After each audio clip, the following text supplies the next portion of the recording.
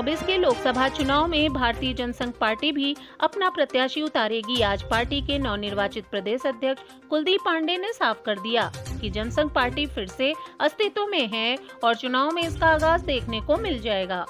कुलदीप पांडे ने आज पार्टी के प्रदेश अध्यक्ष बनने पर जनसंघ के चुनाव निशान दिए को यमुना में प्रवाहित किया और पार्टी के उत्थान की आयोजन विशेषतः जनसंघ, मैंने कल जनसंघ ज्वाइन किया है, अखिल भारतीय जनसंघ, और जनसंघ की ज्वाइनिंग के बाद यह था कि हम माँ भवानी गंगा मैया के और जमुना जी के दर्शन करेंगे, दीपदान करेंगे और उसके पश्चात हनुमान जी के दर्शन और भंडारा का कार्यक्रम करेंगे।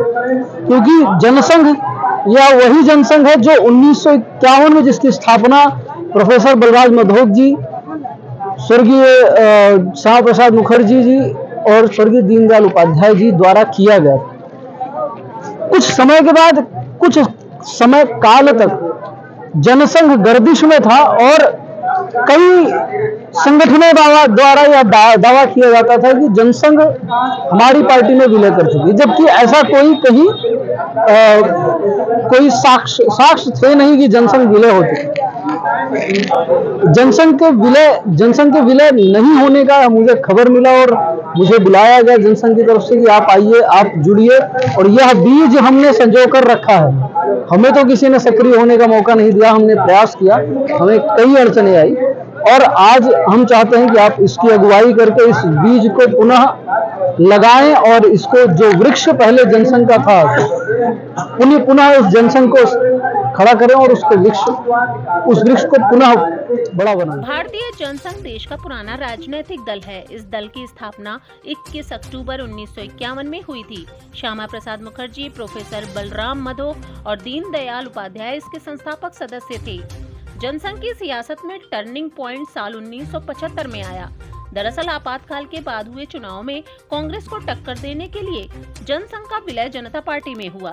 फिर जनता पार्टी से अलग 1980 में भारतीय जनता पार्टी के गठन का ऐलान किया गया। आज बीजेपी अपने उच्च पायदान पर है और अब ऐसा ही पायदान जनसंघ के नेता भी पाना चाहते हैं। पार्टी के प्रदेश अध्यक्ष कुलदीप पांडे इसको चुनौती के रूप में स्वीकार कर रहे हैं। ये जिम्मेदारी तो बहुत बड़ी जिम्मेदारी है और सबसे बड़ी बात यह है कि कई लोगों ने मुझे यह कहा है कि मरी हुई चीज को जीवित नहीं की जा सकती, और जब चैलेंज मिलता है, जब आपको कोई यह बोलता है कि ये नहीं हो सकता, तो वो ऊर्जा आपको दुगना करता है। और मैं यह नहीं मानता हूं कि जनसंघ कभी समाप्त हुआ था।